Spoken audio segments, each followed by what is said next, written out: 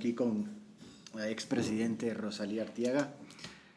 Rosalía, muchas gracias por hacer esto. Será un gusto conversar este tiempo con usted. Antes de empezar a grabar estábamos mencionando un poco la fundación. Para los que no conocen, ¿qué tal si es que empezamos a hablar un poco de los objetivos de FIDAL, tal vez cómo empezó? Claro que sí. Bueno, en primer lugar, muchas gracias por esta visita, Pablo. Yo creo que cuando uno tiene una vocación de servicio, de hacer cosas para la comunidad, tiene que buscar en qué áreas puede hacerlo mejor. Y en el caso de Fundación FIDAL, pues viene dada un poco por la vocación mía como educadora. Yo empecé a dictar clases en un colegio de monjitas, me gradué cuando tenía 17 años y allí, antes de graduarme, la rectora me propuso que fuera profesora. Al comienzo estuve un poco asustada, ¿no? Porque uno no piensa a esa edad en tener alumnas que eran casi de mi misma edad. Entonces, eso me permitió vincularme con la educación y hacer de eso una vocación para toda la vida. Trabajé casi 20 años como profesora del colegio. Luego, pues si bien he dado algunas clases en universidades y esto, me ha tocado también estar en el ámbito de la gestión como ministra de Educación. De tal manera que cuando en el año 98 decidí retirarme de la política, y estoy cumpliendo porque ya van 22 años, 22 años desde que me retiré, sin embargo, consideré que era importante el seguirnos dedicando al tema de educación. Así es que motivé, entre otras personas, a mi hermana Claudia, que me había acompañado en otros aspectos, en otros trabajos, y también a un grupo de amigos, varios de ellos dedicados a educación. Y creamos Fundación FIDAL hace casi 22 años. Esta es Fundación para Integración y Desarrollo de América Latina y tiene como eje fundamental la educación. Hacemos varias cosas, pero todo tiene que ver con educación. Hacemos una revista de educación que circula todos los meses, ya la revista tiene cerca de 15 años. Hicimos en algún momento televisión educativa, hemos hecho divulgación de la ciencia con seminarios, pero siempre dedicada pues, a estudiantes universitarios en ese caso. Y yo diría que en los tiempos actuales fundamentalmente trabajamos en algunos campos, siempre con educación, como por ejemplo haber creado el concurso para el mejor profesor del Ecuador y de Iberoamérica. El concurso fue creado hace 12 años con la idea de mejorar calidad de educación y mejorar autoestima de los profesores, porque a veces sentimos que los profesores son maltratados, no ganan muy bien y aparecen como la última rueda del coche cuando debería ser la primera. Entonces la idea es darles un espacio a los profesores, convocarles al concurso.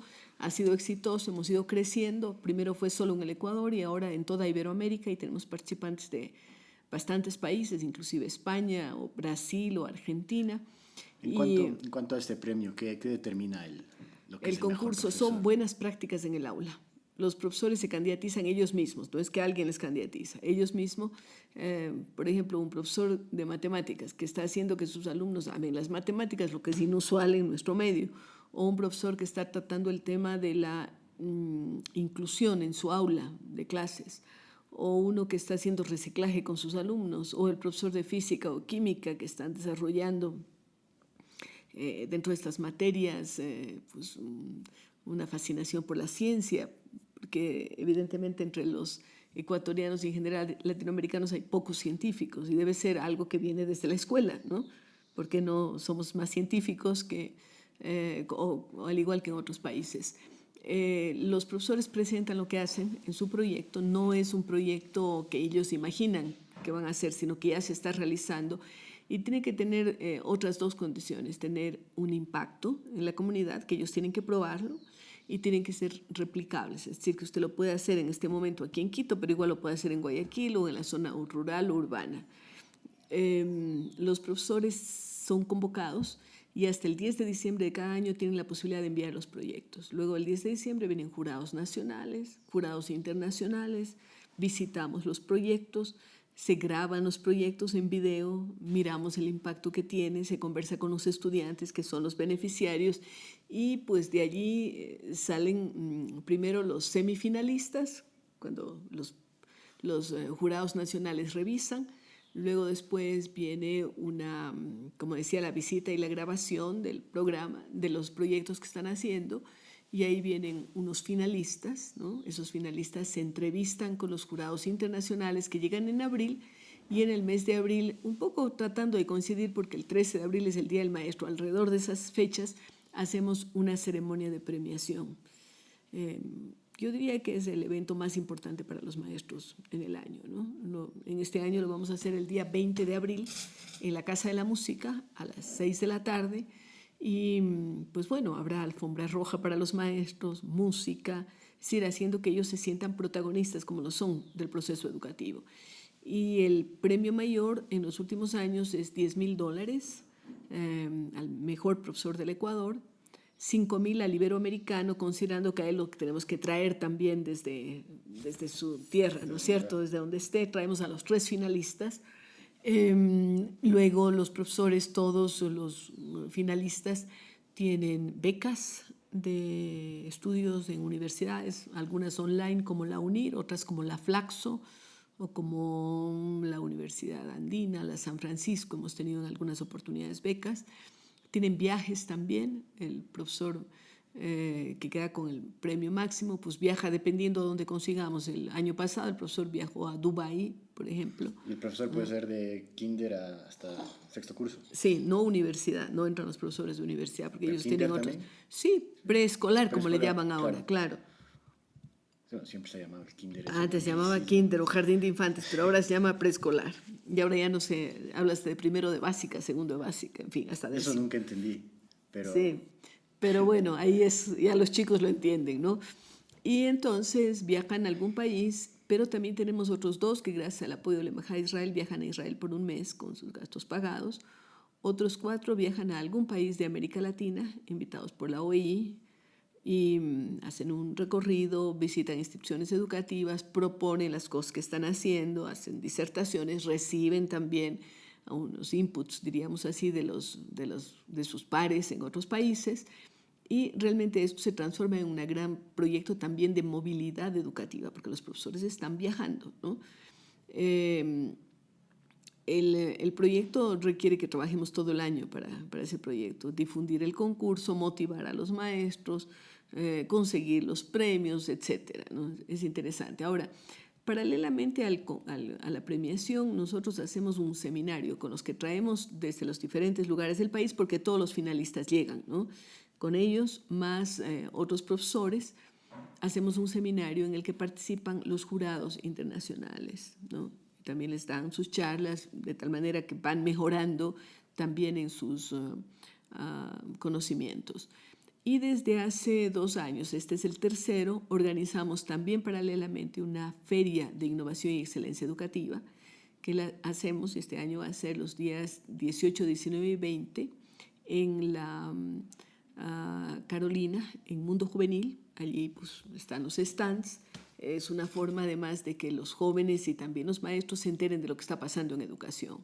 Tecnología educativa, universidades, colegios que están haciendo cosas interesantes, empresas de otro tipo que tengan que ver con la educación. Todos los eventos que hacemos son gratuitos, ¿no? Entonces, tanto el ingreso a la feria como también el ingreso a la ceremonia de premiación o la inscripción de los profesores para el concurso es absolutamente gratuita.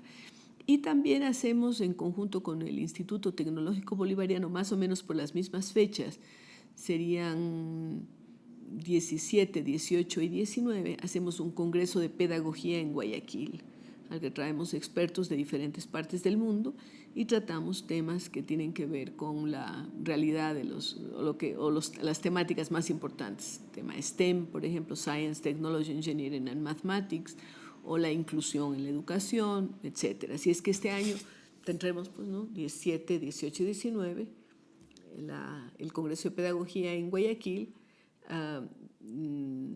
18, 19 y 20 la Feria de Innovación y Excelencia Educativa en Quito y el 20 la premiación de los mejores maestros del Ecuador y de Iberoamérica.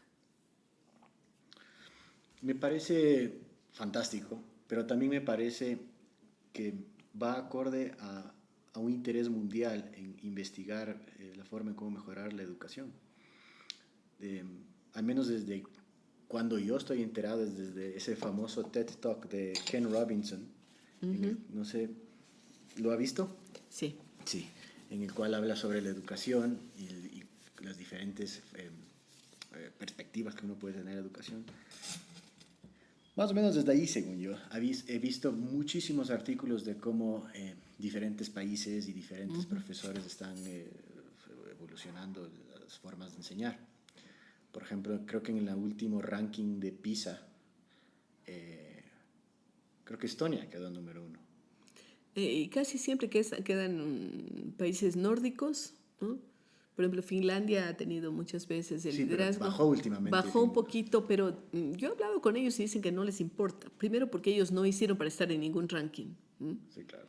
Y segundo, porque hay parámetros y parámetros también.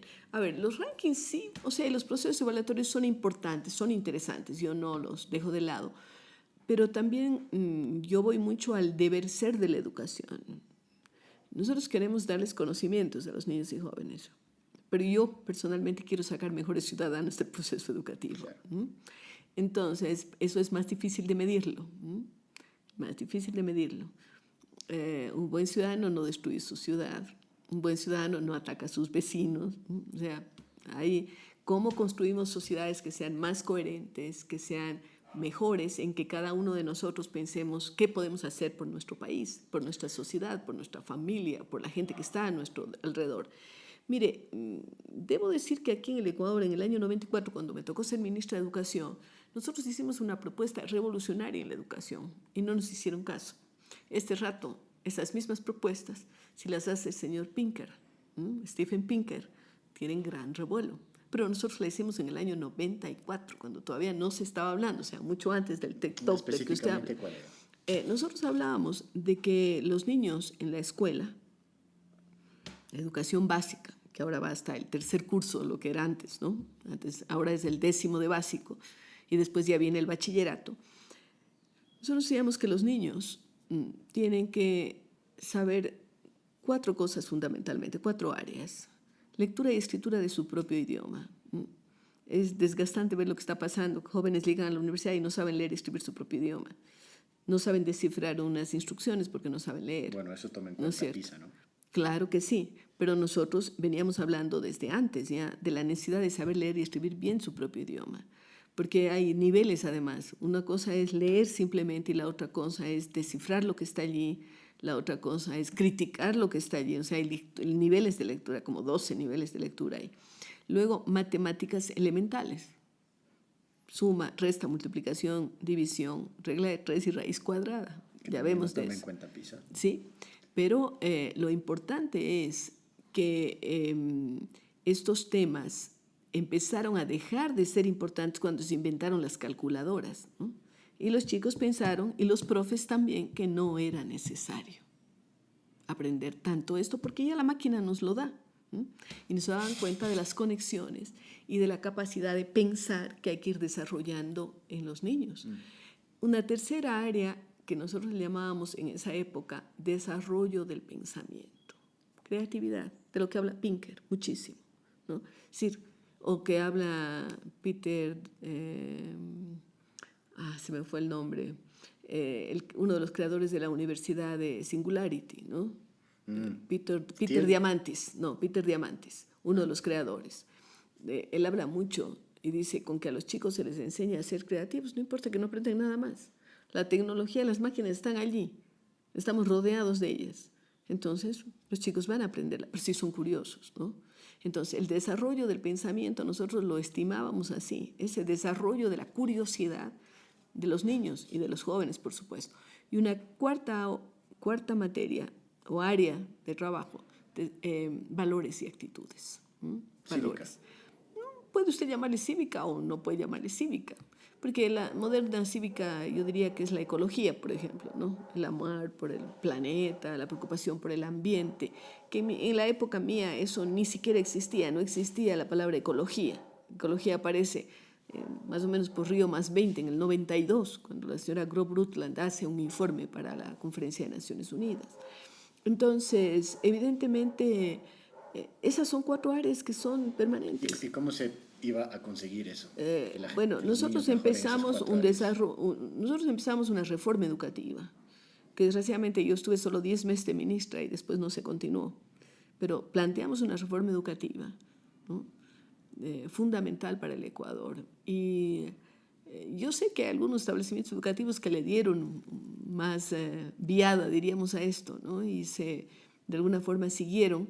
A mí me interesaba mucho el tema en esa época de la pedagogía conceptual, liderada por los hermanos Julián y Miguel de Subiría en Bogotá, que fueron asesores míos en el Ministerio de Educación. Bueno, entonces, estas 4 áreas creo que siguen siendo fundamentales. No podemos dejarlas de lado. Entonces, a mí me da gusto saber que en un momento determinado nosotros planteábamos algo que sigue siendo relevante. Y eso es lo que también en la Fundación pensamos que se puede hacer. Hay otros proyectos, por ejemplo, estamos desarrollando un proyecto que se llama eSTEM. STEM seguramente usted ha oído mencionar. Para nosotros en el Ecuador estamos casi empezando tarde con este tema, pero igual hay que hacerlo. O sea, ¿cómo desarrollamos la curiosidad de los niños por la ciencia? Entonces, hace unos 3 o 4 años conseguimos un acuerdo con la Academia de Ciencias de Nueva York y también con la Universidad Constance i Vigil de Cataluña para desarrollar un currículum basándonos en lo que ellos han hecho, pero acomodándolo al currículum ecuatoriano, porque tampoco podemos salirnos de las disposiciones ministeriales. Y entonces la idea es desarrollar estas capacidades que las tienen los chicos, estas curiosidades por las ciencias. Hay quienes hablan nosotros hablamos de STEM, hay quienes hablan de STEAM para incorporar el tema del arte, ¿no? Sí, eso iba a mencionar. Pero nosotros le hemos hecho una innovación que no la he visto en ninguna parte del mundo, en ninguna. Y STEM. ¿Por qué? Y por ética. Ethics. Porque la ciencia sin ética nos puede llevar a la destrucción del planeta. Entonces, un ingrediente importante es la ética y es la variable con la que nosotros como fundación estamos aportando. Hicimos el uso de la ciencia para, claro, claro. Para dar el ejemplo más obvio, en vez de la bomba atómica, las plantas nucleares y para dar energía al mundo, ¿no? Eso como, misma tecnología, diríamos, pero en lo más alto. Pero yo voy a lo más chico. Nosotros, y mi teoría, porque esta es mía, la que le voy desarrollando, surge de una experiencia real. Nosotros desarrollamos un proyecto piloto en la zona de Sangolquí con el apoyo y la mentoría de profesores de la ESPE en el Colegio Juan de Salinas. Y entonces trabajamos con los niños y después del trabajo se organizó una feria, una expoferia de lo que ellos habían aprendido. Entonces había chicos que habían aprendido a construir luminarias, balanzas, cosas así. Y yo fui a la feria, a la inauguración. Yo no participé dando clases en esto porque no es mi rol, ¿no es cierto? Ahora. Entonces voy a la feria y los chiquitos y chiquitas, alrededor de 10 años, me mostraban lo que habían hecho. Y entonces una niña estaba allí y tenía su teoría y tenía hecho en cartulina, como normalmente a uno le enseñaban a hacer en la escuela, pues unas pirámides, ¿no? Más grande, mediana y pequeña. Y cuando me ve, ella, pues seguramente le estimularon los profesores a que haga la pregunta, porque ellos le hacían la pregunta y me preguntan, ¿cuál es la más grande? Yo le veo la cara y le muestro la más chiquita. Esta es la más grande. Y la niña me queda viendo, pero no me discute. No me discute. Y entonces yo le digo, ¿no te das cuenta que te estoy mintiendo? Y ella enrojece, y cuando la que debía enrojecer soy yo, ¿no? Y me dice, sí, digo, ¿y por qué no me discutiste? Entonces se da cuenta que una persona no discute al mayor o no discute a la persona que es autoridad, a pesar de que está actuando mal. Cuando doy una vuelta otra vez, ya ella no tenía pirámides, sino tenía cubos. Y me hace la misma pregunta con cara de picardía, ¿no? Me dice, ¿cuál es la más grande? Y yo otra vez le vuelvo a decir que la chiquita, te equivocaste, ¿no? O sea, ella asume ya una posición. Pero más allá encuentro otro ejemplo. Una niñita había construido una balanza y tenía en un platillo un tornillo y en el otro un caramelo. Evidentemente el que tiene el tornillo pesa más. Sin embargo, yo meto mi dedo disimuladamente en el platillo que tiene el caramelo y la niña no me protesta. Yo le digo, si te das cuenta... ¿Otra niña? Otra niña. Seguí caminando, porque estaban cientos de niños ahí. Y le digo, ¿sí te das cuenta de lo que estoy haciendo? Sí, me dice. ¿Y sabes que eso está mal? Sí. Digo, ¿has visto hacer esto en el mercado? ¿Mm? Para engañar al... Tome usted en consideración que estamos hablando de Sangolquí, que tiene una feria enorme allí, ¿no? Y que es frecuente que a uno le roben en la pesa, ¿no? Entonces, de allí sale una teoría. Sí, tenemos que enseñarles ciencia, pero tenemos que enseñarles conciencia también. Tenemos que enseñarles ética, valores. Ese es otro proyecto que estamos desarrollando. Ahora hemos conseguido algún apoyo y vamos a desarrollar un proyecto un poco mayor en el centro de Quito, con algunas escuelas de la zona, en donde pues, vamos a capacitar sobre todo a los profesores, y tenemos un aula STEM también aquí ya con laboratorio de física, de química, mini laboratorios como los que se tienen en la escuela de física, de química y de biología, en donde ya capacitamos y se graduaron recientemente 19 profesores con estas tecnologías, ¿no? Y con esta filosofía también, diríamos así. Entonces estamos muy contentos con haber alcanzado algunas metas y seguirnos proponiendo otras. También la Fundación Fidal, entre otros proyectos, también uno educativo, desarrolla una escuela de liderazgo. Desde hace 5 años creamos el Centro de Formación para el Futuro, se llama así, y nuestro eslogan es que con mejores ecuatorianos tendremos mejor Ecuador. Necesitamos nuevos líderes y necesitamos líderes éticos. Y entonces cada año estamos capacitando 50 jóvenes. Estos 50 jóvenes ellos conocen a través de las redes sociales de nuestra escuela y se inscriben a través de la página web, y nosotros hacemos un proceso de selección de los chicos. No tienen que demostrarme sus habilidades académicas, ni tampoco estamos investigando si tienen títulos o no. Podrían no ser ni bachilleres siquiera, pero pueden ser líderes en su comunidad. Y ese liderazgo es el que nosotros valoramos y los capacitamos durante 6 meses. Ellos tienen que estar una vez por mes aquí en Quito presencialmente, de viernes en la tarde a domingo en la tarde. La fundación les provee de alimentación y estadía, y los chicos vienen de todas partes del país. Creo que de la única provincia a la que no hemos tenido es Galápagos. ¿Y qué hace un líder en este sentido? Reciben clases. Pero ¿cómo escogen al líder, mejor dicho? Hay unas formas de escogerlo. Ellos tienen primero que llenar un formulario, luego tienen que mandarnos su currículum, o sea, ya va viendo usted, ¿no? El formulario, el currículum, luego tienen que escribir un ensayo y luego tienen una entrevista personal. Hemos tenido hasta 500 aplicantes a la Escuela de Liderazgo. ¿Y cuántos líderes han aceptado? 50 cada año. 50 cada año. Sí. Bueno, este año que terminó, el año pasado tuvimos 51 porque no pudimos dejar de aceptar una persona. Estos chicos tienen que cumplir un requisito de edad de 18 a 35 años, ¿no? Ni menores de 18 ni mayores de 35. Y yo creo que los resultados son muy buenos, porque a lo largo de estos 5 años tenemos varios chicos ya que han salido de nuestra escuela, que son asesores parlamentarios, otros son concejales, han ganado concejalías, otros chicos han ganado Victory Awards, han ganado los concursos Botín, las becas Botín, han ganado becas de la OEA, de Corea, etc. Y cuando usted conversa con ellos, ellos le dicen que en buena parte ellos lo han logrado gracias a haber pasado por la Escuela de Liderazgo. No solamente son políticos, son chicos que pueden ser emprendedores sociales. De hecho, tenemos ya algunos emprendimientos que pueden ser emprendedores económicamente también, ¿no? Y estamos tratando de hacer un seguimiento de los chicos. Y cuando vienen acá los fines de semana, ¿qué es lo que hacen? A ver, los recluimos en una casa de retiros de las monjitas dominicas. Ellos tienen que firmar un código de comportamiento,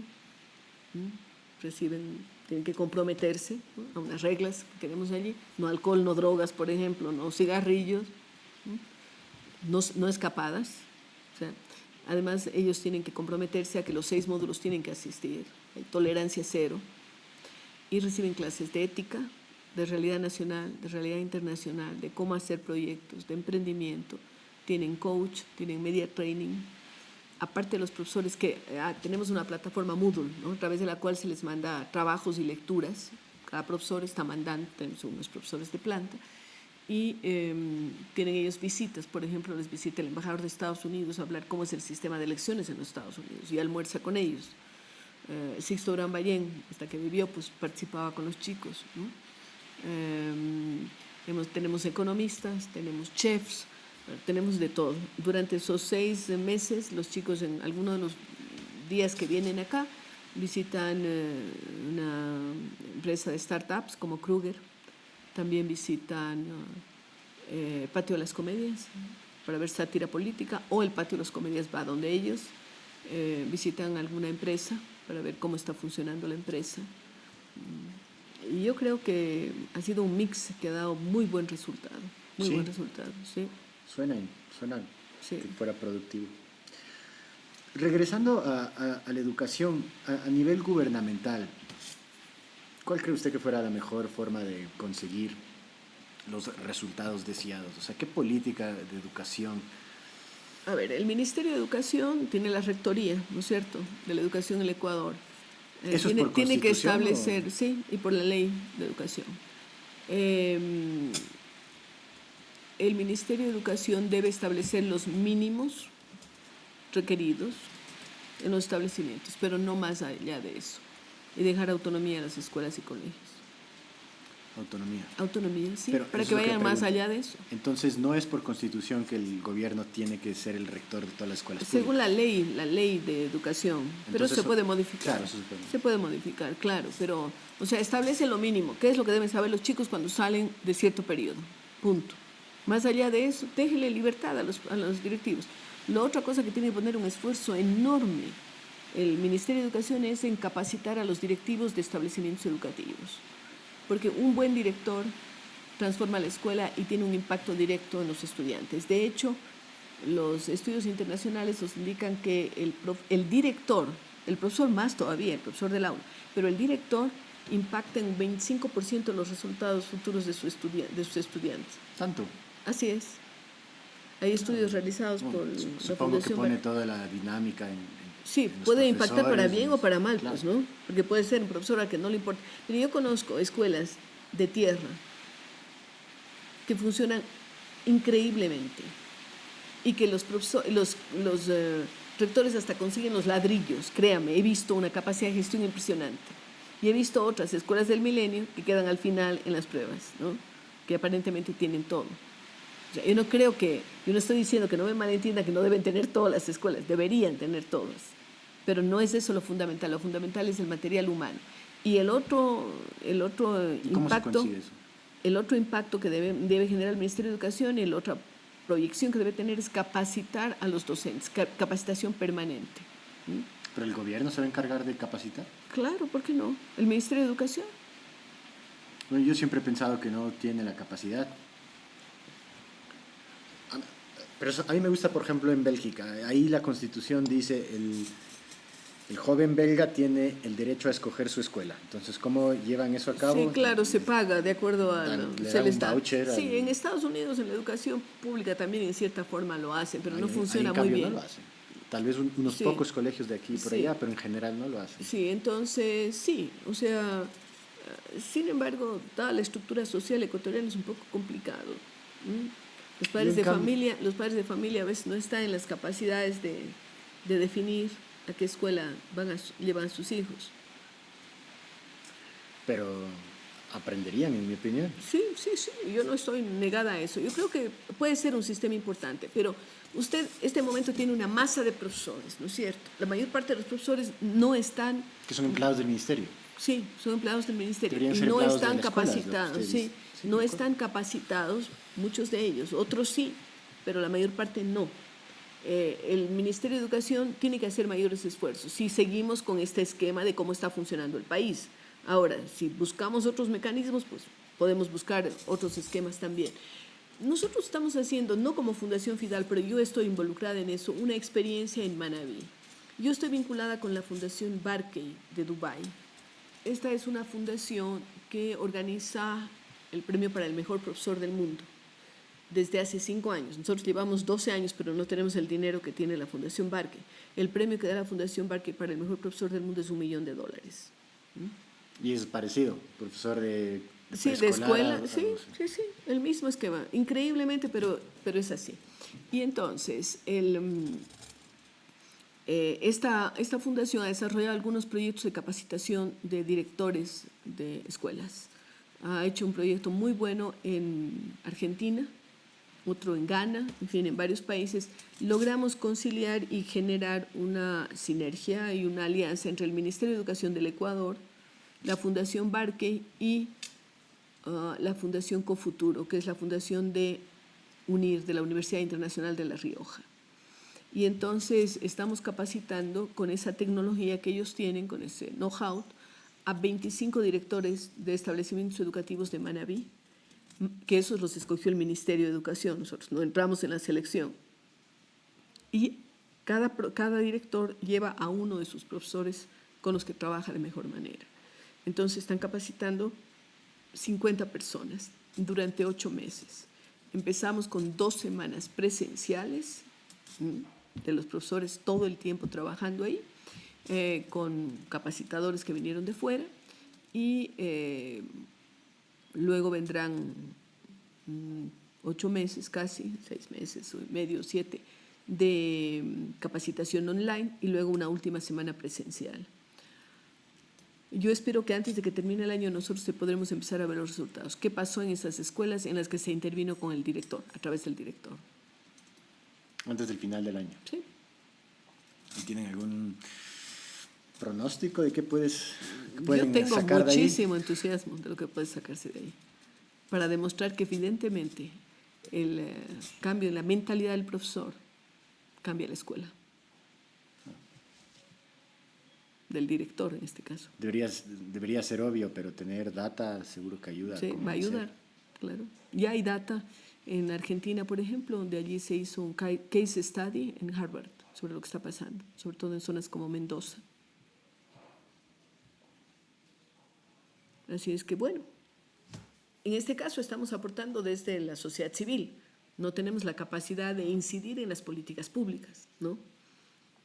Generar alianzas y esto, sí, no más allá de eso, pero en todo caso es una semilla buena que se va sembrando, ¿no? Nosotros en el caso de la Fundación ya tenemos cientos, miles de profesores que han participado en el concurso y son profesores que empiezan a estar motivados de otra manera, no motivados por el ranking o por el castigo o por la evaluación obligada. Esta es una autoevaluación que se están haciendo. Cada profesor que participa en el concurso, ¿qué está haciendo? Está sometiéndose a una evaluación, pero por su propia decisión, lo que es interesante también. Sí.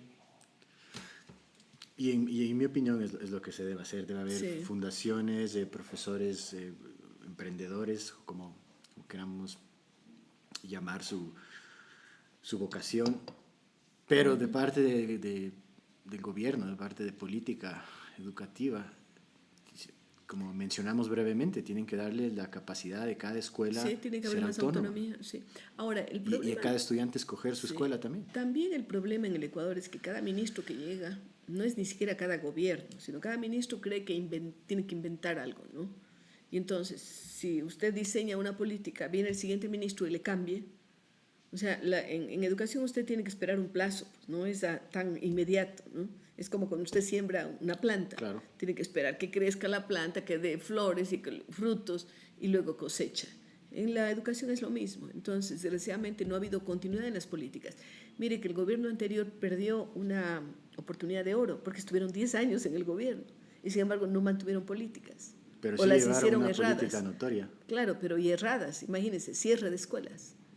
Aquí en esta sala donde estamos sentados, el ministro de Educación Espinosa dijo que existían algo así como 17,000 escuelas en el Ecuador, establecimientos educativos, de educación básica y media, y que él aspiraba cuando termine su periodo a dejar en 5,000. Yo dije, ¿qué? Y varios de los que estábamos aquí nos asustamos. Casi lo consigue. Cerró muchísimas escuelas, no solamente las escuelas unidocentes, ¿no? Y las comunitarias, sino también fusionó escuelas, aquí en Quito y en cualquier lugar, fusionó 2 escuelas y creó monstruos. Sí, yo sé. Una de las escuelas que yo visitaba anualmente para un agasajo navideño cerró como parte de esta política. Y fue terrible. Mencionamos a Estonia. Una de las razones por las cuales creen que Estonia ha sido tan exitoso en mejorar su educación es por la cantidad de escuelas que tiene. Inclusive las escuelas pequeñas son buenas. Sí, inclusive aquí quieren hacer monstruos. Inclusive hay un caso de una escuela en Estonia que estuvo abierta 3 años sin estudiantes. Estonia se ha vuelto un país rico, Claro. se puede dar el lujo de mire, eso, pero el las punto es que escuelas tienen pocos unidocentes, estudiantes. las escuelas unidocentes no son características del mundo subdesarrollado, existen en cualquier parte del mundo, en donde no hay suficiente número de estudiantes y usted no puede desplazar una cantidad de maestros, ¿no? Para 4, 5, 10, 12 estudiantes, no puede tener 20 profesores. Al menos con los presupuestos que manejamos aquí, eso es imposible. O sea, una escuela unidocente no es intrínsecamente mala, podría ser muy buena, si es que se le apoya suficientemente al profesor. ¿No es lo ideal? No, no es lo ideal. Pero en ciertas zonas del Ecuador, en donde no hay una afluencia grande de estudiantes o están diseminados, esa tampoco es una razón para cerrar la escuela. Peor todavía, crear esos monstruos a los que los chicos tienen difícil acceso, en donde usted es un número. Yo prefiero que mis hijos estudien en una escuelita en donde les conozcan, ¿no? En donde conozcan a los padres de familia. Sí. No tendríamos esos problemas de abusos, de barbaridades que se han cometido, si es que estuviéramos más cerca profesores y padres de familia, porque el binomio importante es escuela y casa, ¿no? Escuela y hogar. Eso funciona bien para los chicos.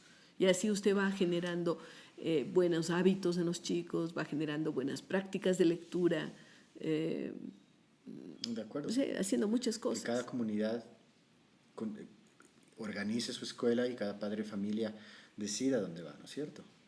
Sí, puede Yo una ser. vez hice el cálculo y creo que fue con el presupuesto del Estado del 2016.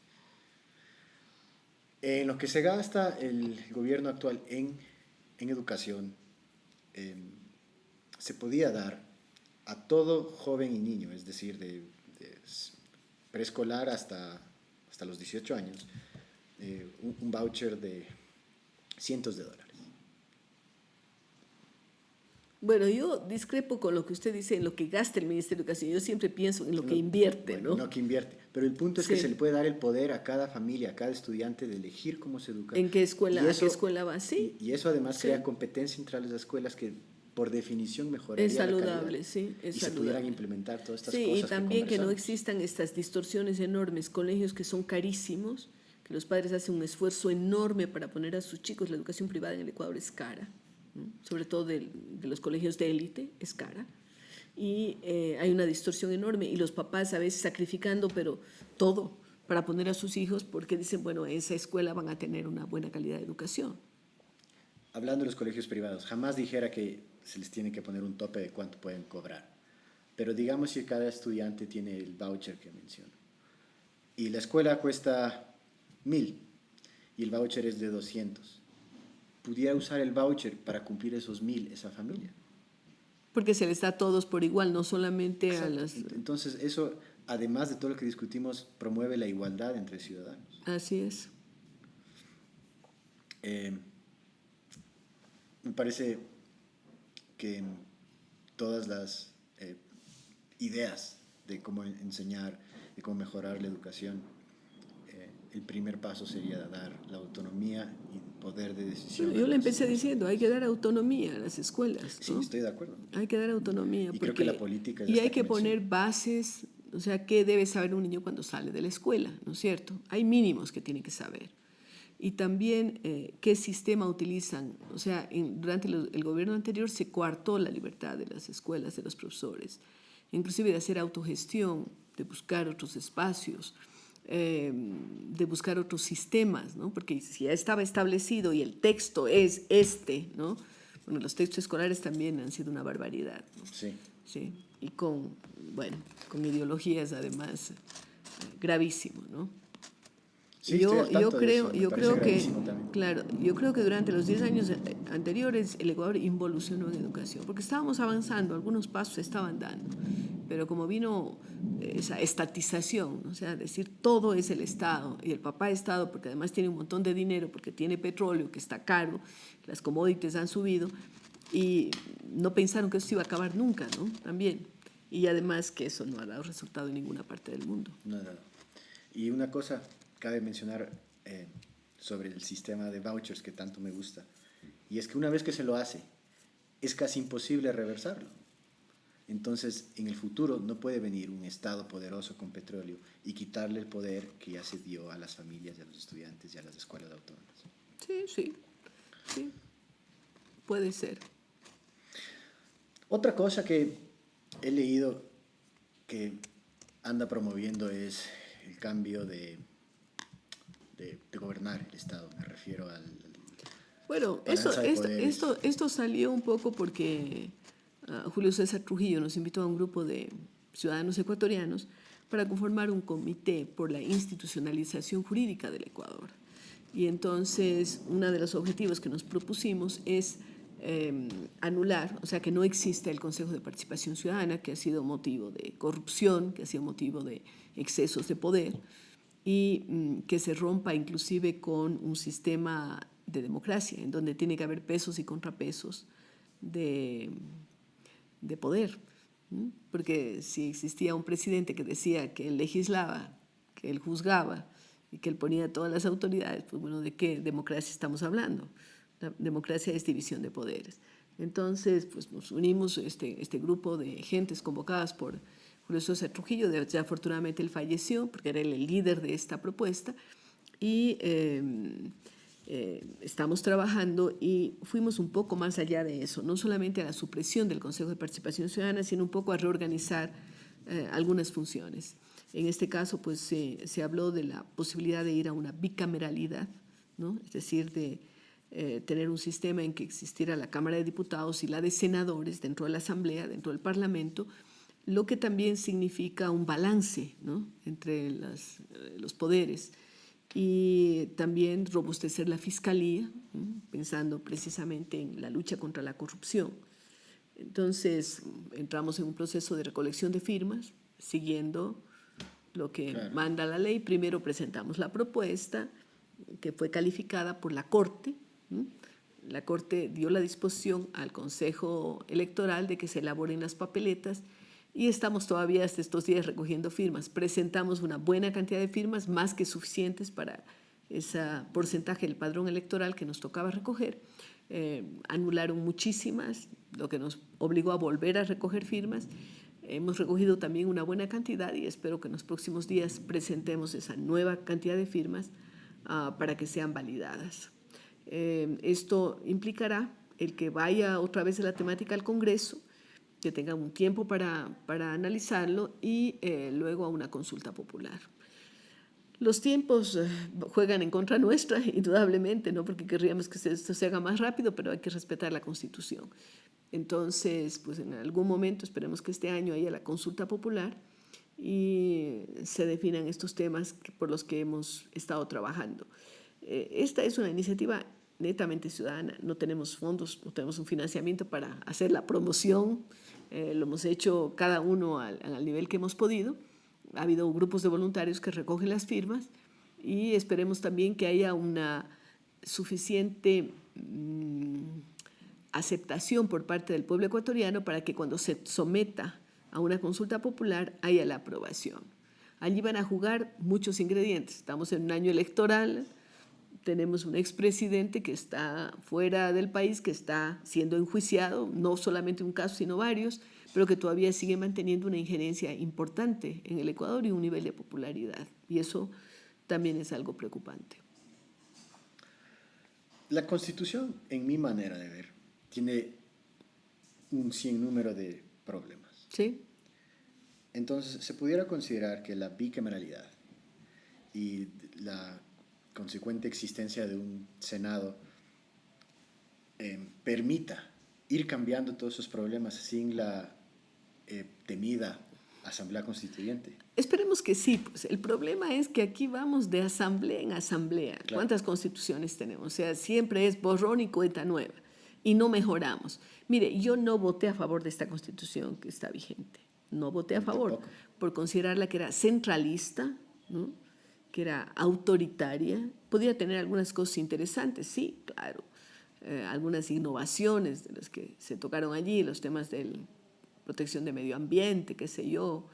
Pero, por otro lado, se volvió tan inmanejable que el propio generador de la Constitución, el señor Correa, la estuvo modificando o yendo por encima de la Constitución varias veces, ¿no? Claro. Y, claro, evidentemente, mucha gente dice, vayamos a una nueva constituyente, pero, o sea, no podemos estar fundando el país También yo creo que tenemos que tener la suficiente generosidad los ecuatorianos para reconocer que inclusive cuando ha habido malos gobiernos, algunas cosas positivas pudieron haber tenido. Yo he sido muy crítica al gobierno de Correa, sin embargo creo que hubo algunas cosas que eran buenas. Por ejemplo, el tema de las becas Cenecit, o sea, tratar de utilizar el dinero ecuatoriano para que más estudiantes estudien fuera, en universidades de prestigio. El problema es que nunca estuvo coherente con qué hacer con los jóvenes cuando regresan y no generar plazas de empleo. Y ahora tenemos una gran cantidad de desempleados y subempleados con PhD y con maestrías. Gravísimo, ¿no? Pero la idea no era mala. Yachay nunca me pareció una mala idea, ¿no? Nunca me pareció una mala idea, pero primero fue desmesurada y luego no se asentó en el trípode en que debe asentarse un proyecto de esta naturaleza. Es decir, por un lado las universidades, la parte académica, por el otro lado el Estado y por otro lado el sector privado, beneficiario de lo que puede salir de allí. Pero eso no se lo hizo. No hubo una articulación suficiente con el sector privado. Por ahí había un proyecto que se llamaba Arca de Noé, es decir, hacer el inventario de toda la biodiversidad ecuatoriana. Es bueno, porque hasta para saber qué se defiende tenemos que saber qué tenemos. Entonces, UNASUR no me pareció mala idea, darle la capitalidad. Usted ha mencionado varias veces cuando ha hablado de Bruselas, qué sé yo. Es decir, darle al Ecuador y a Quito la capitalidad de América del Sur. Por supuesto, bueno, ahora ya esto está prácticamente desmantelado, pero lo que podía haberse hecho es simplemente descorreizado, deskirchnerizado, desideologizado y más bien darle un sentido pragmático, pero mantener la capitalidad. Ya estaba hecha hasta la inversión del local, ¿no? Entonces, somos amigos de derribar, pero no de construir. Y yo creo que es muy importante que los ecuatorianos y en general los latinoamericanos aprendamos a construir, inclusive de esas cosas, es decir, a ver, de este gobierno, ¿qué? Esto, lo otro, pues bueno, vamos a salvar estas cosas. El resto podemos modificarlo. Tenemos una constitución que no es la ideal, que además es larguísima, ¿no? Porque una constitución tiene que ser mucho más corta. La nuestra creo que es la segunda más larga del mundo, después de la de Venezuela, que es un adoquín, ¿no? Uno de los países más exitosos del mundo, Nueva Zelanda, ni siquiera tiene constitución. Claro, hay algunos que no tienen constitución o que la tienen apenas. Una constitución es el marco de funcionamiento del Estado, no más allá de eso. Correcto. Para eso existen los códigos, las leyes y luego tenemos los decretos, las ordenanzas y todo. Pero precisamente para evitar el que estar cambiando a cada rato no puede ser casuística y no puede estar hecha a la medida de cada gobernante. Pero cada gobernante quiere hacerse como un traje a la medida con la Constitución y ahí tenemos los grandes problemas que se han pasado en el Ecuador. Pero bueno, en este caso, este comité, simplemente doy mi aporte como ciudadana porque yo no estoy con intenciones políticas ni mucho menos. Alguna gente pensará que a lo mejor yo quiero retornar a la política, no quiero, a pesar de que me están tentando siempre por el retorno a la política. ¿Por qué pero no? Porque yo creo que también hay que demostrarle al país que uno puede hacer cosas por el país sin necesidad de estar en la política, y es lo que estoy haciendo, ¿no? Y además, nunca tuve una vocación política así, decir yo quiero llegar a hacer tal cosa en la política. No, ni siquiera pensaba esto cuando estaba en el colegio o en la universidad. No, se supone que no me acuerdo quién fue que dijo esto, o si varias personas, pero se supone que los mejores líderes son aquellos que no quieren serlo. Así que... Podría ser, ¿no? Pero la verdad es que nunca me tentó mucho y claro, las circunstancias me llevaron a estar en la vorágine política, pero también uno puede hacer cosas importantes. La comunicación es una de ellas, la educación es otra, ¿no? El trabajo con jóvenes, ¿no? Y es reconfortante. Entonces, en este comité he estado dando mi apoyo en lo que he podido. Tengo una agenda complicada, viajo demasiado y eso a veces impide que esté en todas las reuniones y en todos los trabajos que uno podría estar, pero indudablemente uno puede dar su aporte también. Hablando estuvo en Davos hace poco. Sí, estuve en Davos, sí. No en la conferencia oficial, porque yo no representaba ningún gobierno, pero en los side events yo fui invitada por dos organizaciones. La una, yo soy miembro de un board que es de una organización que se llama Women Political Leaders, que fue creada por una eurodiputada, justamente en Bruselas, y pues bueno, ella me ha invitado por América Latina como mujer que además que ha sido elegida, ¿no? Porque allí es el condicionante para esta organización. Y entonces tuvimos un importante evento que se llamaba el lanzamiento del índice de Reykjavik, que lo están lanzando entre Women Political Leaders y otras organizaciones para ver el estado de la situación de las mujeres en el mundo, ¿no? Cómo estamos en educación, el índice de Reykjavik, cómo está en tema de violencia contra la mujer, etc. Y también participé, invitada por un grupo de gente que trabaja en inversiones en temas como blockchain, como Bitcoin, etcétera, sobre todo de emprendimientos digitales. Entonces estuve invitada por este grupo LAN, se llama LAN Capital, y fue interesante porque pudimos intercambiar opiniones con un par de astronautas de la NASA, por ejemplo, que están también trabajando en algunos temas, con gentes como la entrenadora del equipo de fútbol femenino de los Estados Unidos, que ganó 2 veces la Copa Mundial, ¿no? Hablando un poco de la situación de la mujer en el ámbito del deporte. Entonces bueno, yo hablé más sobre educación, evidentemente, y sobre mujer. Pero yo creo que también el tema de Davos en este año, sobre todo, tuvo una implicación mayor en temas ambientales, que normalmente no tocaban mucho estos temas, Davos. Claro, estuvo Greta. Claro, estuvo la famosa Greta discutida, ¿no? Algunos la atacan a la chica y además no se dan cuenta que tiene inclusive el un síndrome de Asperger, me parece. Sí, sí, eso es lo que he leído. Sí. A mí me parece fabulosa Greta, personalmente. O sea, es valiente, ¿no? Hay alguna gente que le ataca diciendo, bueno, ella dejó de estudiar, ella viene de una familia acomodada, etcétera, pero bueno, no todo el mundo sale a decir sus verdades, ¿no? Además, ella las dice de una forma totalmente frontal. A veces puede ser desagradable para quienes la escuchan, ¿no? O se sienten afectados, pero ella lo dice porque lo siente, ¿no?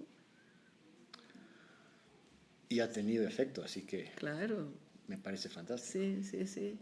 Hay algunos de estos jóvenes, porque también es interesante el nivel de conciencia que hay entre las generaciones más nuevas sobre el tema ambiental, ¿no?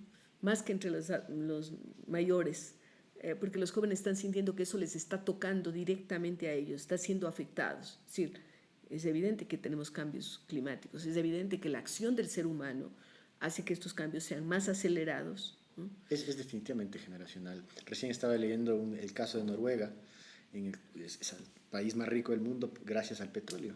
Claro que lo están guardando además, porque ellos tienen el fondo petrolero. Claro. Es lo que debería hecho el Ecuador. Eso sí, trataron de Claro, hacer. sí, pero vino Correa cuando era ministro, ya destruyó el FEIREP, el fondo Claro, que era una buena idea de tener un fondito para cuando las cosas estén mal, que ahora qué bien nos habría venido el fondo y no más bien nos dejó más endeudados, ¿no? Esa es la razón de la riqueza de Noruega, justamente ese fondo. Sí, el haber creado el fondo. Pero a lo que iba es que a pesar de que gracias al petróleo tienen una calidad de vida tan alta los noruegos, la nueva generación enfocada en la ecología quiere desinvertir inclusive. Claro, y por eso es la importancia de las energías alternativas, ¿no? Países como Islandia, en donde he estado también con energía geotérmica, podría enseñarnos mucho a los ecuatorianos porque tenemos una cantidad enorme de volcanes, ¿no? Allá tienen los geysers, pero nosotros tenemos los volcanes. ¿Cómo estamos desaprovechando esa energía del centro de la Tierra, que probablemente es la menos impactante, que produce menos impacto? Porque, por ejemplo, cuando se habla de la energía eólica, dicen, bueno, esas torres enormes están afectando el curso de los pájaros, por ejemplo. La menos contaminante, la menos contaminante dicen que es la nuclear, ¿no? Pero la gente tiene miedo por lo que pasó sobre todo en Japón.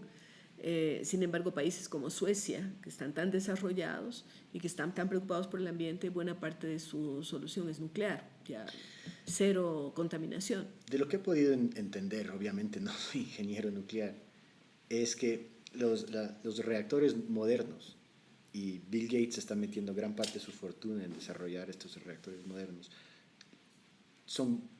no son peligrosos en absoluto. Son cero contaminantes, sí. Pero el riesgo de Chernobyl sí. no hay. No, así es. Bueno, la tecnología está avanzando unos pasos agigantados. Y claro, es la única energía que puede Sí, pero la geotérmica sustituir la... sería fantástica para países como el Ecuador. ¿Por qué no exploramos al menos eso? ¿Por qué no pedimos a países que ya tienen experiencia como Islandia, que yo creo que no nos van a decir que no? Si queremos un know-how, queremos ver qué están haciendo en geotermia y ver cómo podemos aprovechar esta riqueza extraordinaria de volcanes que tenemos. Sin duda. Y la solar también aquí Sí. sería perfecto. Sí. ¿Se concretan muchas cosas en Davos o es más la gente hablando ahí? Yo creo que se concretan bastantes. De hecho, en mi caso particular, yo he tenido mayores desprendimientos que de otro tipo de reuniones, en el sentido de participaciones, de invitaciones a seguir discutiendo, de trabajar temas de empoderamiento de mujeres utilizando sistemas como blockchain. Estoy tratando de crear una Women Foundation que pueda ayudar a financiar, porque uno de los grandes problemas en las elecciones es el financiamiento de las campañas. De allí viene la mayor parte de corrupción. Si usted ve todo lo que ha pasado en todos estos países nuestros, la mayor fuente de corrupción son las campañas electorales. Y en los Estados Unidos también, en muchos países, ¿no? La dependencia de quien recibe el financiamiento hacia el financiador. Y eso es grave. Entonces, y las mujeres somos mucho menos capaces de conseguir financiamiento para elecciones. Entonces, ¿cómo podemos conseguir ese financiamiento de una manera limpia y transparente? Y yo estoy aprendiendo un poco, porque no soy experta para nada. De hecho, he sido un poco refractaria a estos temas, pero me parece que hay cosas interesantes. Justo el lunes voy a tener una teleconferencia sobre estos temas con gente que está trabajando y que está invirtiendo en lo que tiene que ver con blockchain y cómo esto puede ayudar a transparencia y en este caso a generación de recursos para financiamiento de campañas electorales. En mi caso estoy pensando de mujeres. ¿Por qué? Porque creo que las mujeres no han tenido la oportunidad y hay que darles la oportunidad. Pero también hay que capacitarlas, sobre todo en valores, porque no queremos replicar los mismos escándalos que están teniendo los varones, que ya se dan en muchos casos, hay muchas mujeres inmersas en corrupción también, ¿no? Entonces, yo a veces a las chicas de la escuela de liderazgo les digo, ¿ustedes quieren participar en política? Sí. ¿Quieren ser candidatas? Sí. ¿Y para qué? Bueno, para replicar lo mismo que hacen los varones, yo les digo, chao, mejor no intervengan. ¿No? Entonces hay que buscar mecanismos. Y por eso le decía, he tenido algunos desprendimientos, también temas ambientales y otros que vamos a ver. Yo siempre trato de traer algunas cosas, al menos algunas ideas al Ecuador de cada reunión en la que participo. Hace un tiempo hice un podcast con un amigo, Nicolás Pérez, es un experto en Bitcoin y blockchain aquí en el Ecuador. Qué bueno. No sé si le puso el ojo a Andrew Yang en las elecciones últimas de Estados Unidos. No. Bueno, él propuso algo interesante justamente para el financiamiento de campañas. El dar a los ciudadanos lo que él llamó democracy dollars. Y lo único que puede hacer ese ciudadano con eso es donar al candidato que quiera. Bueno, eso es lo que estamos planteando nosotros en Women Foundation, ese esquema. A él no le prestaba atención, pero ya desde hace algún par de años venimos explorando esto. Todavía no he tenido el músculo económico y tal vez el equipo suficiente como para tratar de hacerlo, pero sería ideal empezar a buscar, es decir, el dinero que tengan los ciudadanos, en este caso o lo donan, ¿no? Que vaya directamente, por ejemplo, a publicidad de las campañas electorales. Ellos escogen quién, a qué mujer de este grupo de mujeres que está participando. Bueno, esa es mi intención ahora, ¿no? No quiero discriminar a los hombres, pero ya que se busquen sus sistemas, han estado todo el tiempo gobernando, pues. Sí. Sí, yo no creo en obligar nada nunca, pero hay que poner atención a ciertas evidencias, como por ejemplo los procesos de paz en los cuales están involucradas las mujeres.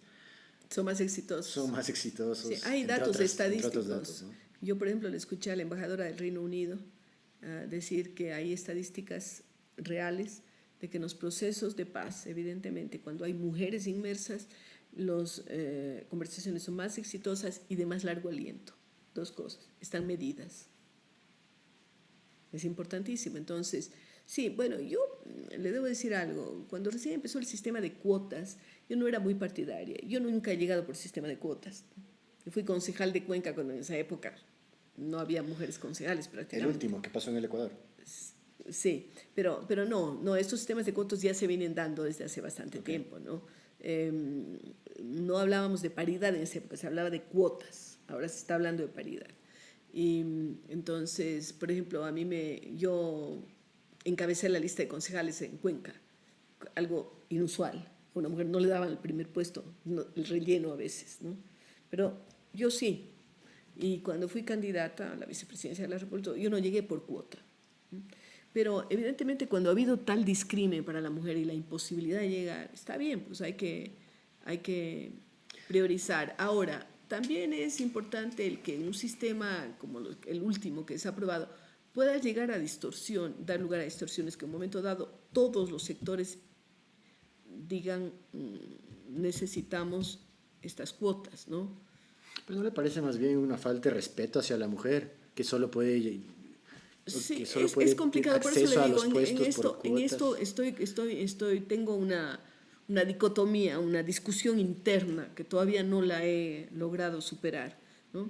Como le digo, yo nunca llegué por cuotas y todo lo que hago en estos actuales momentos, si soy parte de boards aquí en Egipto, en Alejandría, en Dubái, qué sé yo no los he obtenido nunca por mi condición de mujer. Yo los he obtenido porque han visto capacidades y me han propuesto que vaya a ciertos sectores, ¿no es cierto? Así debe ser, en mi Sí. opinión. Ahora, la mujer estuvo tan discriminada que había que dar la oportunidad. Ahora, sí me preocupa en esto pasarnos al otro lado y distorsionar los procesos. Pero sobre esto no quiero hablar tanto porque estoy discutiendo internamente conmigo misma a ver qué solución se puede encontrar. También yo creo que puede llevar a que las personas menos preparadas para el puesto sean las que ocupan el puesto. Porque, Pero entonces... porque digamos, aquí en el Ecuador se dice que la mitad de los asambleístas de ahora en adelante tienen que ser mujeres. ¿Qué tal si después se les ocurre que la mitad de un cuarto de los asambleístas tienen que ser LGTB, homosexuales sí, o a eso iba. transgéneros A eso o a iba. las 1000 divisiones que puede haber en la sociedad? A eso iba. Precisamente que se puede llegar a unos excesos, ¿no? Eso me preocupa. Sí me preocupa. Yo más bien creo que tenemos que enfocarnos en que las libertades propias que deben existir sean y las robustas posibilidades de capacitación. Pero tenemos que reconocer que en el mundo actual todavía, no solo aquí en el Ecuador, sino en el mundo en general, la mujer sigue siendo violentada. El maltrato doméstico. Puede haber algunos hombres maltratados, pero la mayor parte de casos son mujeres. El lugar más peligroso para una mujer es su propia casa, que es en donde está más sujeta a peligros con su conviviente, marido, lo que sea, ¿no? Las violaciones, por lo general, se dan a las chicas. Puede haber casos de varones también, pero la generalidad. En el mundo entero, todavía la mujer aparece con una fragilidad que ha venido desde muy antiguo. La mujer era botín del vencedor. El que ganaba la guerra se llevaba a las mujeres. La fundación de Roma, ¿no? Todo lo que usted puede pensar tiene mucho que ver con esta apropiación de las mujeres como un objeto. No estoy en desacuerdo. Sí, entonces lo que tenemos que buscar es sociedades más igualitarias, pero sobre todo con igualdad de opciones. Ese es el punto, claro. En la que usted, si quiere, puede hacerlo, si quiere, puede ser candidata. El hombre también. Yo creo que al hombre también se le ha exigido que sea exitoso, que sea proveedor y que no demuestre sus emociones. La sociedad tradicional. Eso entonces, es lo que quería mencionar yo. También sí. Entonces, los hombres. hay que buscar que el monopolio de la ternura no lo tengamos las mujeres, ¿no? O sea, yo creo que podemos conversar mucho sobre este tema, pero respecto a los temas de cuotas, paridad y esto, es un tema que tiene que seguirse madurando y pensando cuáles son los mejores mecanismos para que esta sociedad sea más igualitaria. Vea, países como los nórdicos, las mujeres tienen permiso 2 años de maternidad y tanto hombre como mujer pueden hacer uso de licencias de maternidad o paternidad. Averigüe cuántos hombres están haciendo uso de eso. Casi nadie, muy pocos. O sea, la ley les faculta a los hombres, pero finalmente la que se queda con el niño es la mamá, en la mayor parte de los casos. Inclusive en países como Suecia, Noruega, Finlandia, Dinamarca. Pero esa es la elección de la mujer. o es la elección del hombre. El hombre no hace esa elección de quedarse en la casa. Sí, pero yo creo que un Estado no puede Sí, hacer ahora, más de lo que ha hecho este sí, Estado nórdico, ahora, por ejemplo, en el ámbito de la ciencia, porque a veces hablamos mucho sobre la discriminación de la mujer en la política, etc. En la ciencia eso es más evidente todavía, a pesar de que no se habla mucho. Usted cuando ve la lista de premios Nobel en las ciencias duras, no estoy hablando de la paz o la literatura, encuentra muy pocas mujeres. De hecho, hubo un vacío enorme desde María Curie, que ganó 2 premios Nobel, uno compartió con su esposo, hasta la siguiente hubo un hueco enorme, ¿no? De gente, Bueno, o sea, este que año no, hubo la de economía, que claro, fue la única mujer. sí, casi siempre son muy pocas. Y uno dice, ¿por qué? ¿Somos más tontas? ¿Somos menos inteligentes? ¿Estamos menos capacitadas? No, a la mujer le resulta más difícil y la condición de maternidad en Pero, muchos casos es condicionante. Mire, he estado con las mujeres europeas de ciencia en el Joint Research Center en Milán, cerca de Milán, cerca del lago de Como, y allí yo fui a discutir temas amazónicos. Y bueno, a veces uno no se da mucha cuenta, pero estaban todos varones allí. Era la única mujer que estaba discutiendo estos temas. Cuando terminamos la discusión, el director del centro me dice, mira, aquí hay una revuelta, hay un montón de mujeres científicas que quieren reunirse con usted, se han enterado que usted está aquí. ¿Quiere? Claro, por supuesto. Las mujeres científicas de todos los países europeos, de toda la comunidad europea, estaban muy preocupadas por la dificultad para avanzar en su campo de elección. Y entonces muchas de ellas me decían, cuando estamos metidas en una investigación, nosotros tenemos que tomar a veces una decisión cruel, dura, o carrera o familia, tener hijos. El hombre no se le plantea esto, o sea, esto no entra dentro de su cabeza, no existe esa disyuntiva, no, porque el hombre puede mantener carrera y familia, porque siempre tiene alguien en la casa que le ayuda con los hijos. La mujer no. Y cuando una mujer decide tomar la decisión, o sea, decide, quiero tener mi hijo, está pasando su edad, la era biológica, ¿no? La edad de la fertilidad, dice, no, quiero tener un hijo, y está metida en una investigación. Ella tiene, por supuesto, 2 años pagados, su sueldo le pagan, pero usted se imagina lo que es 2 años fuera de la investigación. Se acabó, gana y muchas veces son otras mujeres que van a reemplazarla, claro, no son solamente los varones, pero la mujer pierde el track ese porque tiene que dedicarse a cuidar a sus hijos, porque lo siente así, porque quiere hacerlo también, no es que está forzada, pero tiene que tomar una decisión, o familia o carrera. En el área científica eso es más grave que en la política. En la política hemos visto a las parlamentarias europeas o bolivianas, qué sé yo, con sus guaguas allí, la primera ministra de Nueva Zelanda amamantando a su niño. ¿en serio? ¿No es cierto? Claro, se ha visto eso. Sí, o sea... Pero en la ciencia, al lado de un laboratorio con elementos tóxicos, usted no puede tener a su niño. Es imposible. 100%. Pero Entonces, también cabe mencionar que la muestra de las mujeres que deciden entrar a esas materias es menor que la de los hombres. O sea, por naturaleza o por cultura. No, es por cultura porque nos han ido educando. Por eso nosotros estamos trabajando también, tratando de promover que las chicas entren en este tema de ciencia, ¿no? Sí. Porque nos enseñan que no, pues las mujeres malas para matemáticas, buenas para costura, malas para esto, buenas para esto. O sea, la propia casa, la familia. Usted ve todavía en los tiempos actuales, cuando está una familia típica, una familia tipo, sábado o domingo, la mamá le dice, ay, vayan ustedes los varones a jugar el fútbol. Mijita, quédese usted ayudándome a poner la mesa. Buena parte de la educación está en manos de mujeres. Más del 70% de maestros en realidad son maestras, en educación básica sobre todo, pero también en educación media, y poco a poco vamos creciendo también a la educación universitaria. Si las mamás somos las que socializamos al 100% de los chicos, si educamos al 70%, qué sé yo, en la escuela, ¿por qué seguimos replicando los mismos esquemas? Entonces, hay que trabajar mucho en que la mujer se crea a sí misma que sí es capaz, que sí es posible, ¿no? En eso hay que trabajar muchísimo, claro que sí. Desde luego. Ahora, la pregunta más complicada es ¿por qué es así? ¿Es naturaleza? ¿Por qué es así la cultura? Hay una teoría de que las mujeres éramos tan poderosas, tan poderosas. Acuérdense que se habla siempre de la madre tierra y se dice que las deidades en un comienzo fueron femeninas.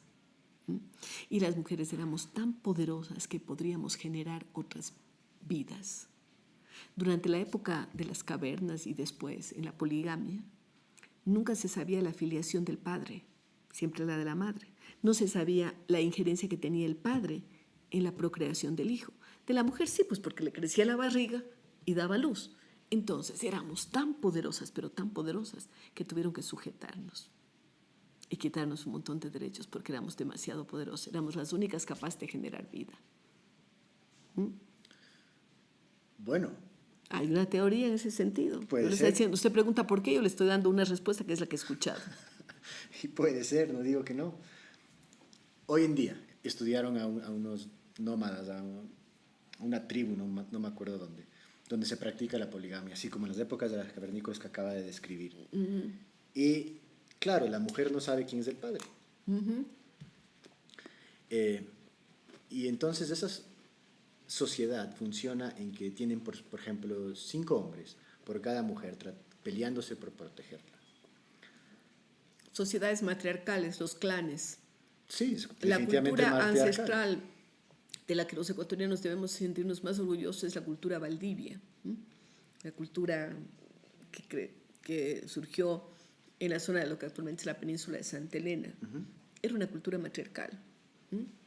Qué importante es eso. Y cuando nosotros tenemos que ver las raíces de nuestra identidad, tenemos que volver los ojos a los valdivianos, ver qué hicieron estas mujeres, los figurines femeninos, navegación de cabotaje, moneda, la concha espondylus, las primeras que procesan el maíz a nivel mundial, los restos más antiguos están descubiertos ahí en esa zona. Bueno, una serie de cosas tan fantásticas y era una cultura matriarcal. Ahora, ¿en qué momento la mujer pierde esa primacía? Hay que hurgar en la historia, ¿no es cierto? Ir viendo cómo las sociedades van transformándose, de ser culturas matriarcales pasan a ser culturas patriarcales. El tema de la fuerza, por ejemplo, la fuerza física, sí es importante. El hombre físicamente es más fuerte en la mayor parte de los casos. Pero eso no quiere decir que intelectualmente no tengamos las mismas capacidades. Pero la fuerza física ha determinado en ciertas épocas de la historia, no en ciertas épocas, en la mayor parte de las épocas de la historia, La mayor parte de la historia. La fuerza física, que todavía sigue aplicando, ¿no? Y eso es lo que se ha impregnado en la cultura. Desgraciadamente. Yo estoy 100% de acuerdo. Lo único que no me gusta es cualquier cosa que sea coercitiva, cualquier cosa que sea la fuerza. Sí. Aún así, el impulso por hacer es algo bueno, que sea más incluyente. Que sea más incluyente, sí, claro. Hay que buscar. Pero de todas maneras es a la fuerza y entonces no es algo bueno. Pero hay que buscar cuáles son los mecanismos a través de los cuales vamos encontrando esas sociedades menos asimétricas, más inclusivas, más igualitarias, que no es fácil construirlas, ¿no? Cada sociedad tiene sus propios problemas y este rato estamos viviendo una situación muy complicada en la humanidad, en donde hay una serie de cosas que están aflorando, ¿no? Y que tienen que ver con la insatisfacción del ser humano frente a lo que ocurre en el planeta, que puede ser cambio climático por un lado, pero por otro lado, es decir, el hastío de no lograr superar barreras económicas y sociales, ¿no? La injusticia, la corrupción, que son cánceres para las democracias. En términos generales, es imposible no estar de acuerdo, pero el problema es que llevan la batalla a cosas absolutamente ridículas. Hace poco leí que la Universidad de Yale, una universidad completamente tradicional y de prestigio en Estados Unidos, eliminó su programa de historia del arte porque no es inclusivo. ¿Y por qué no es inclusivo? Porque todos los pintores son blancos. Bueno, eso es un absurdo. Eso es un absurdo. Y muchos de las batallas hoy en día son así de absurdos. ¿Sí? Entonces hay que tener cuidado cuando uno pide cuotas, por ejemplo, en mi opinión. Sí, hay que tener mucho cuidado en muchas cosas, porque lo inclusivo se puede volver excluyente. Y usted puede excluir a muchísima gente pensando que está siendo inclusivo. Otro ejemplo, en la Universidad de Berkeley, otra universidad tradicional y de prestigio en Estados Unidos, contratan a profesores, les hacen escribir ensayos y determinan si es que es un buen profesor para la universidad en base a qué tan preparado está de llevar a cabo actividades de inclusión. Más que sus credenciales científicas, Sí. más que su capacidad de enseñar, es qué tan inclusivo va a ser en su clase. A ver, el mundo está cambiando de una forma increíble. Yo coincido con Pinker en pensar en ser optimista, en pensar que el mundo futuro será mejor que el presente, sobre todo gracias a la ciencia. Con el desarrollo de la ciencia, pues tal vez no vamos a tener estos dilemas, ¿no? Sino que vamos a seguir avanzando hacia sociedades mucho más justas, en donde la posibilidad del ocio creativo esté más presente, en donde a lo mejor inteligencia artificial puede hacer mucho del trabajo que actualmente hacemos las personas, la robótica, etcétera, que está avanzando a unos pasos increíbles en estos últimos años. Y ojalá las respuestas vayan dadas por los hechos. Yo me acuerdo de ese libro, Freakonomics, que usted debe haber leído, y Super Freakonomics, cuando se hablaba, por ejemplo, y este es el último ejemplo que le voy a dar porque ya voy a tener que retirarme si no me están esperando. Se hablaba, por ejemplo, de una reunión de alcaldes en Nueva York en la que participaron, es uno de los ejemplos que se da en Super Freakonomics, y que convocó a los alcaldes de las ciudades más grandes del mundo para tratar de un problema gravísimo que tenían las ciudades en esa época. Y concurrieron el alcalde de Milán, el de Roma, el de Londres, qué sé yo. La idea era que iban a estar una semana reunidos, tenían agenda para una semana. Y el punto número 1 era contaminación. Estoy hablando de los años 1800. Y decían, bueno, ¿y de dónde viene la contaminación? Los caballos. En ese momento los carros se movían tirados por caballos, la gente andaba a caballo, los caballos necesitaban combustible, ¿no? Los alimentos para los caballos tenían que producirse en zonas aledañas a las ciudades para no estar tan lejos, ¿no? Para el transporte. Por lo tanto, sembrar pastos para los caballos estaba quitando espacio a las verduras y a las hortalizas. El mismo dilema que se plantea, o comer o darle combustible a estos elementos. Cuando moría un caballo en la mitad de una calle, el problema era cómo movía usted ese caballo.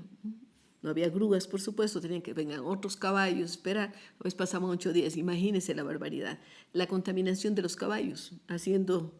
No olvidemos el excremento. Claro, así, heces por todo lado.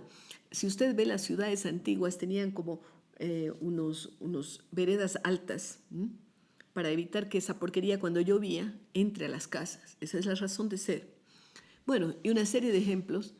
Y bueno, en esa época no se hablaba de los gases contaminantes, pero ahora sí hablamos de los gases contaminantes, de los caballos y de las vacas y todo esto, ¿no? Bueno, en todo caso, cuando estuvieron el segundo día, dijeron, es insoluble el problema. Además, son ruidosas las ciudades con los caballos. Bueno, los arrollamientos a personas, porque los caballos iban veloces, o los carros, y se lanzaban contra las personas, moría mucha gente, un desastre.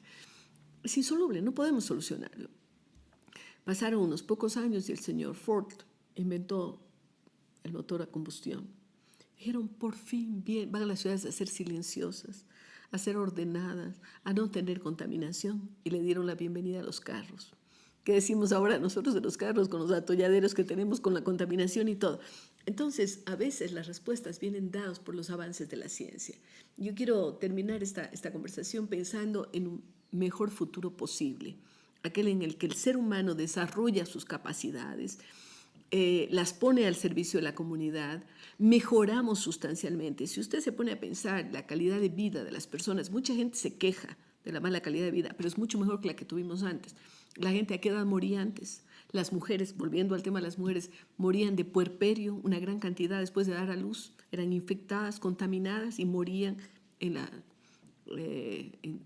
enseguida de dar a luz a sus hijos, o durante el periodo de la cuarentena, de los 40 días en donde se cuidaban. Las personas, no había antibióticos, una simple indigestión, a usted le podía, o una bacteria, qué sé yo, podía acabar con la gente. Entonces, si usted ve dientes, ¿no? La gente perdía los dientes, la gente no tenía las ayudas que tenían después con los lentes, o sea, y ahora estamos hablando de cirugías. Es decir, la calidad de la vida de la gente era mucho menor. Sin embargo, seguimos protestando. Entonces, quiero terminar esta reflexión pensando que tal vez todo tiempo futuro será mejor si trabajamos para tener ese tiempo futuro. De acuerdo.